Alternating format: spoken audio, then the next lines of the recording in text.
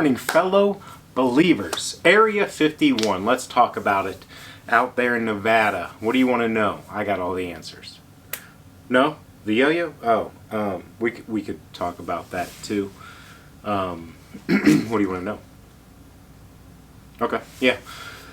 Basic overview. This came from the Wacky Idea post on Patreon where people post their wacky ideas. Similar to the lead balloon, someone posted a same diameter, same width, same weight. So the trifecta. This has been done multiple times with width and diameter, but nobody's captured it with the same weight. So Area 51, yes. 51 diameter, 51 width, 51 grams in weight. Sounds like a terrible idea, doesn't it? I was pretty on the fence about this, on if it was going to be workable.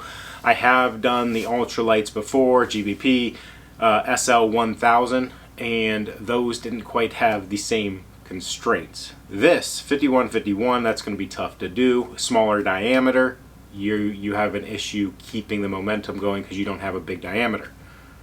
But I was proven wrong because the smaller diameter, the 51 grams, actually doesn't feel overly light. It's got the D-bearing, that helps with the sizing, the proportions. Even at 51 grams, it does have a decent amount of spin time. Now, with the light weight, even if it's spinning fast, it can struggle to sometimes come all the way back to the hand because the light weight will die quicker on the spin back. It doesn't have the momentum to carry it all the way up the string. But it stays on plane extremely well, way more than I was expecting, most likely because of the width along with it. So along with those first impressions, fit in the hand, feels funky at first, but the swoop, the aftershock, the herdsman shape to that catch zone actually feels really comfortable. Once you get used to it. It's still a little bit goofy on that catch, and some tricks you might catch it on your hand because it is so wide. That's part of the reason that we don't have the stainless steels all the way out on the rim. With this lighter yo-yo, any sort of hand interaction, I did not want to grab the stainless steel. I wanted it to hit the blasted aluminum to help with that, to keep as much spin as possible if you did run into your hand. Like I said, stability way better than expected. Weighting worked out great. Spikes. The spikes, the G2X spikes that we've used across multiple yo-yos, still usable even with that big width.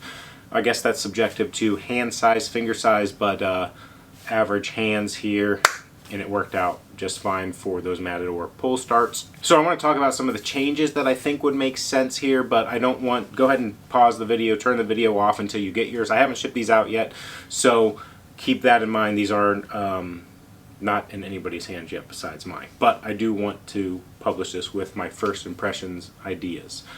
I don't have a lot. It's really good as is. Now the lead balloon threw me off. I played with it a lot. It's a lot of fun in a quirky kind of way, and I'm still playing it now even after the video, which shocks me.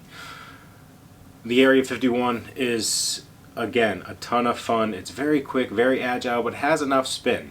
If you throw it a little bit off plane, so front style throw, and it's not perfectly perpendicular to you, it's going to get wonky. It does not want to twist back quickly. It just wants to stay where it's at. It'll tip a little bit side to side, but it doesn't want to twist back to where you want it right here.